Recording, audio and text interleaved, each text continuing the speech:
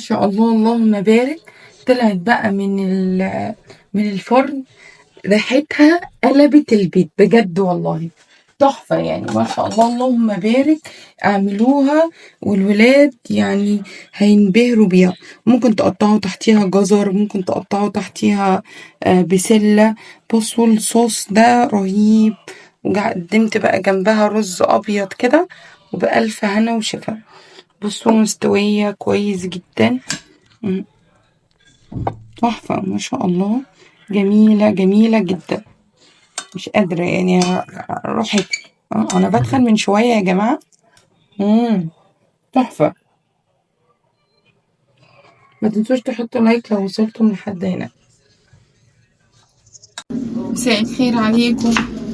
كان عندي بقى شوية خضار كده دبلانين في التلاجة، وقلت أتخلص منهم وأعمل بقى إيه صينية الفراخ دي.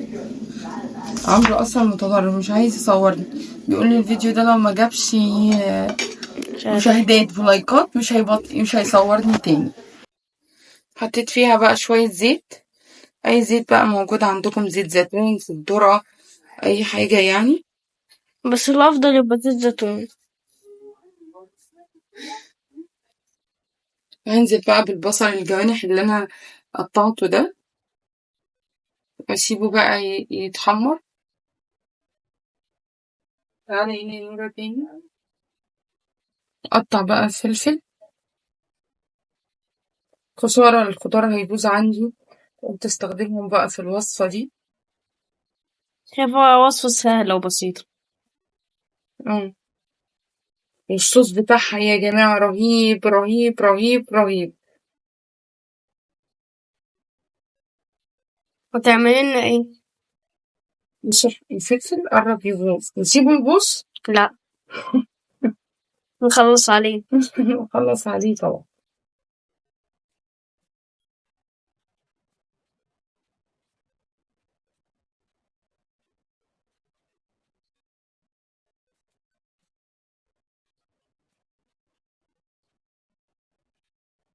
بتاع بقى الفلفل اللي معانا كله.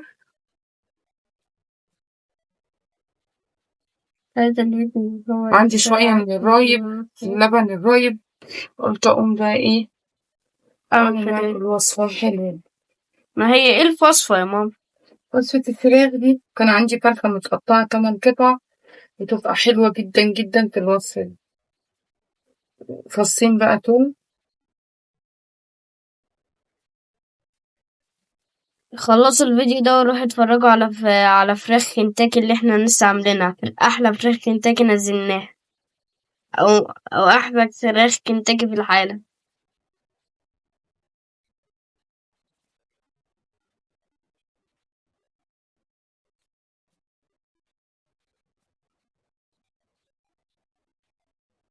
قطع بقى التوم مع البصل كده كويس. أحط بقى شوية من الفلفل الأسود وشوية ملح، يدوا ريحة حلوة كده مع البصل وهو بيتشوح.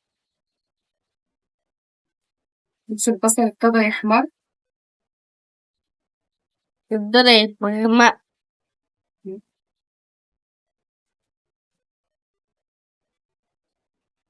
هنزل بقى بالفلفل والثوم.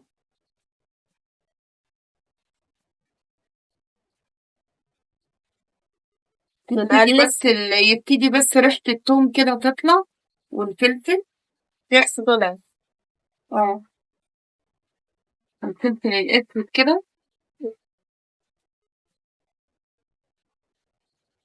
أكيد سامعين ريحتها تجنن. ريحتها ولا صوتها؟ صوتها وريحتها وكل حاجة.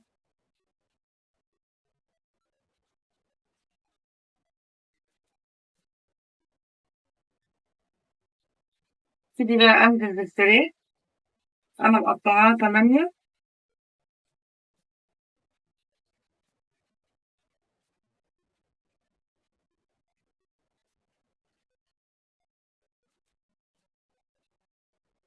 تتحمر بقى فيها. كده خلاص فوقت الفراخ بقى على الجناب الجوانب. عارفة الفرية تطلع، وابتدي أطلع بس الفراخ بعد ما شوحتها مع الصوص ده.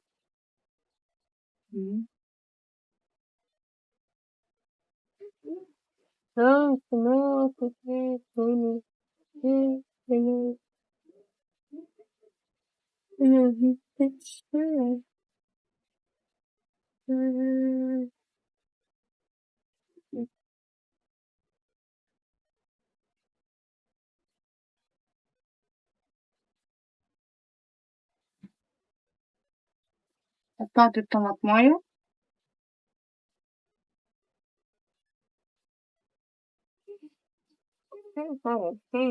شوية من عصير الطماطم.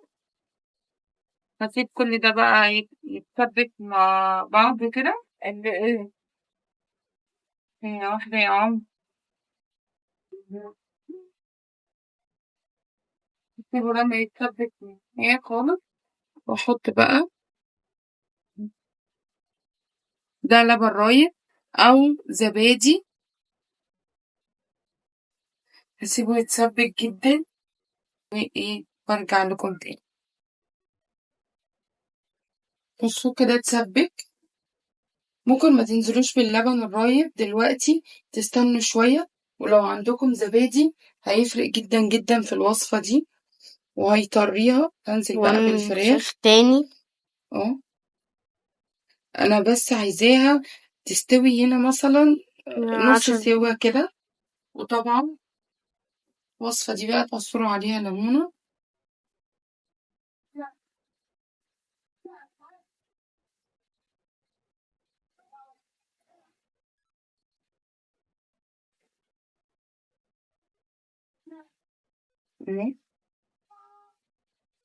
بهارات الفراخ او البهارات المشكلة اللي موجودة عندكم اهو. حطيت بقى شوية من السبع بهارات او البهارات المشكلة بتاعت الفراخ، ومعلقتين من الكركم. اقلب بقى الصوصات ده.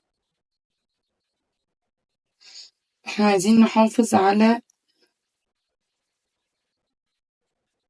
الصوص.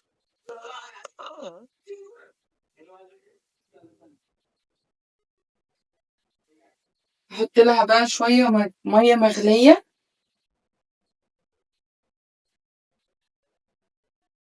انا عايزاها تستوي هنا نص سوا بس.